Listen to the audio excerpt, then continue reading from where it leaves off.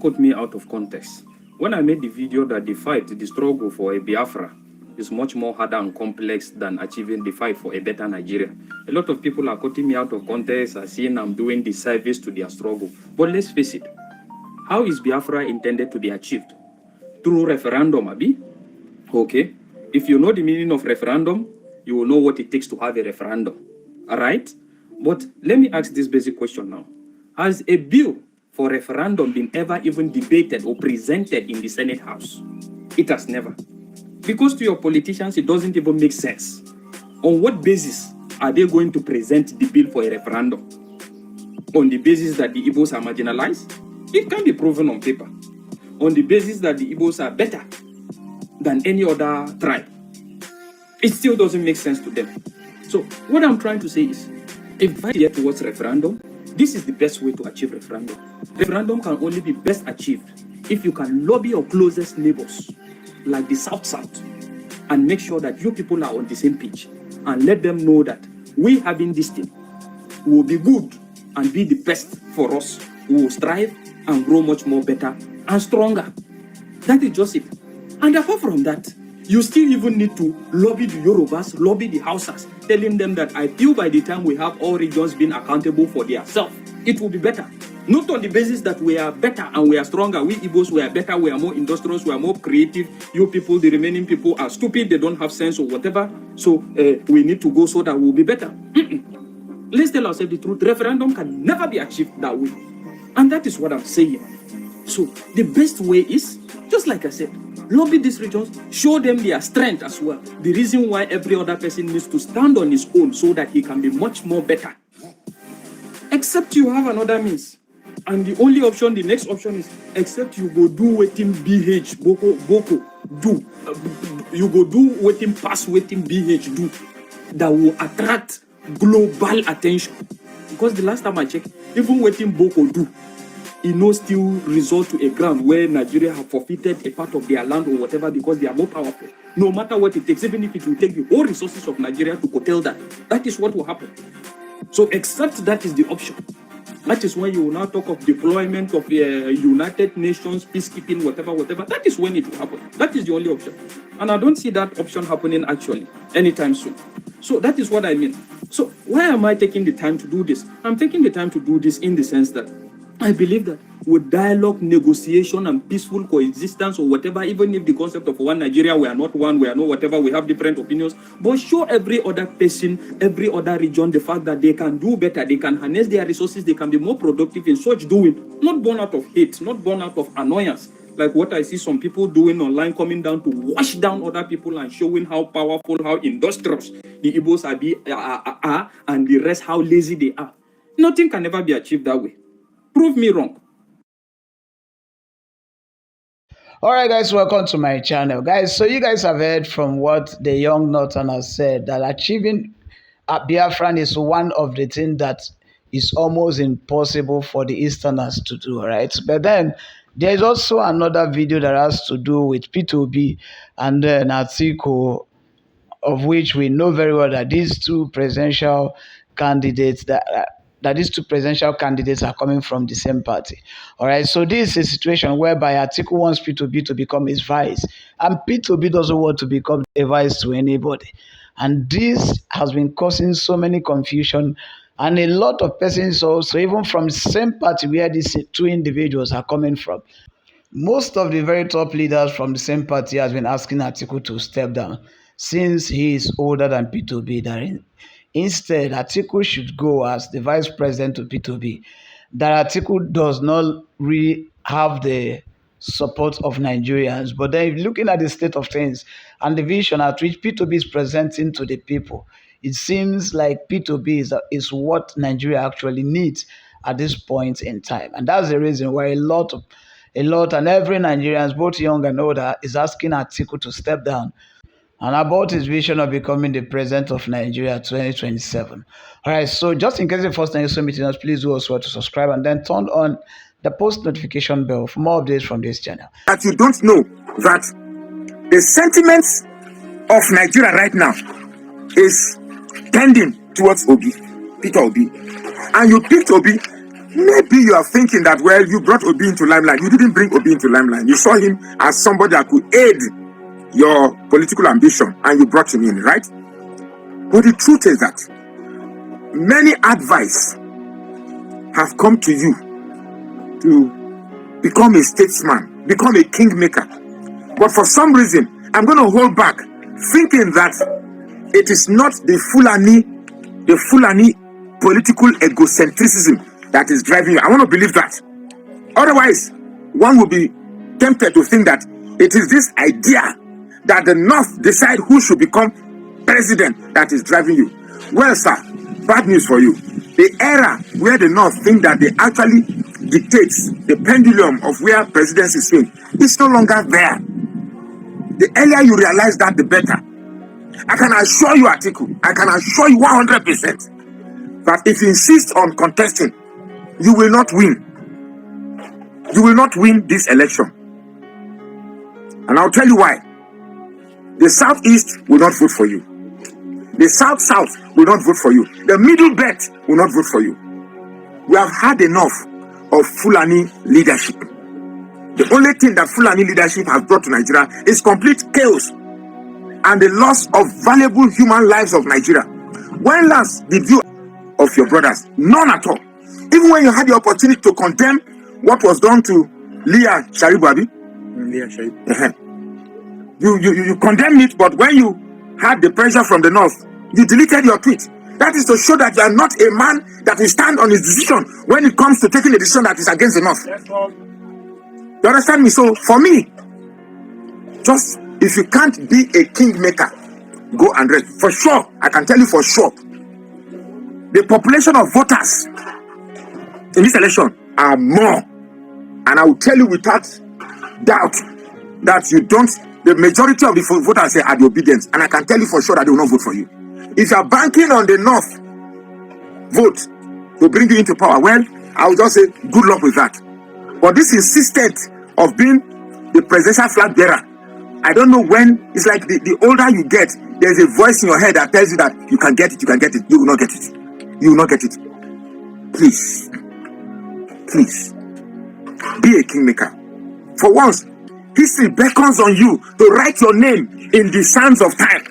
That the division in Nigeria along religious and tribal lines, that Atiku united this country. And the only way you can do that is to support the Obi that you said you would have supported if what's his name, Wike, didn't run. Now is the time. Otherwise, it will dawn on us that you lied. It has always been about an agenda. Perhaps a Fulani agenda. I can't say, but perhaps that is it. Atiku, I beg you with God, step down. Forget my tone. If it's harsh, it's not my intention. I'm just speaking my mind the way it is. My name is Magnus Sorata. The video is trending about lawyer Deji Adeyeju accusing Peter Obi of several things, including that the political organization, the Obedient Movement, supporting the presidential aspiration of Peter Obi is very toxic, and that Peter Obi ought to be guiding and correcting the movement, because the movement is politically toxic in the sense that anything negative said about Peter Obi, rightly or wrongly, is taken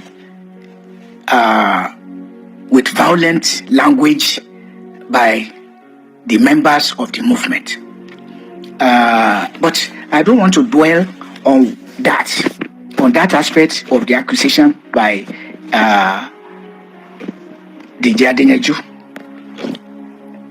Let me focus on 4 points. 1, that Peter Obi's corruption epitomized in his investing the Anambra State funds in his family business, and that when he raised the concern before Peter Obi, he had already resigned from the company before becoming the governor. But of course, how will that be a tenable excuse? And so, if Peter Obi did that, then it is certainly reprehensible unless there is more to it than that. So believe like that. Then that Peter Obi is a political harlot, jumping from one political party to another, including APGA, the All Progressive Grand Alliance Party, which he vowed that he will never leave. And even that something should happen to him, should he quit APGA, and that notwithstanding, he quit APGA into the PDP and then into the Labour Party, and that even now the PDP is negotiating with him about his coming back to the party. On that, let me say that life is dynamic. Life is not static, but dynamic. So if things are not well with you in one place, you relocate. Yes, you relocate. There's no condition is permanent. So, but that is my own reaction to that. In the third instance, that Peter Obi is a religious bigot. According to the Adineju, was it chairman of the People's Democratic Party or of APGA? I can't remember, that accused Peter Obi of being the cause of the division between the Catholic Church and the Anglican Church in Anambra State. Besides, according to the Adineju, Peter Obi told his own bishop, the Adineju's bishop, as a living faith, meaning Bishop David Oyedepo of the Winners Chapel, otherwise called Living Faith Church, that the presidential election was a religious war and that Bishop Oyedepo should support him. And on that basis, the Adineju says he called Peter Obi a religious bigot. So two things: creating division or face-off between the Catholic Church and the Anglican Church in Anambra State. But beyond what Adineju is saying, I've also heard that Peter Obi favored Catholic institutions, including schools and churches, and including schools and hospitals when he was the Anambra State governor. So these are the accusations in nutshell. Corruption about investing state funds in his family business. But of course, that's true. That accusation may be corrupt in the face of it, but in reality, was it a corruption? Because Peter Obi said he had little time, that he could not engage in too many projects, and rather than starting the projects and not finishing them, his successor will meet the money together with whatever interest it generated to execute projects that he could not execute. I'm not saying it was right or wrong, but I'm saying that we should not take it at the face value. If it was well-meaning, I don't know. But on the religious aspect, I've also been concerned about this religious sentiment of Peter Obi, that he is too religiously sentimental for the person needed by Nigeria.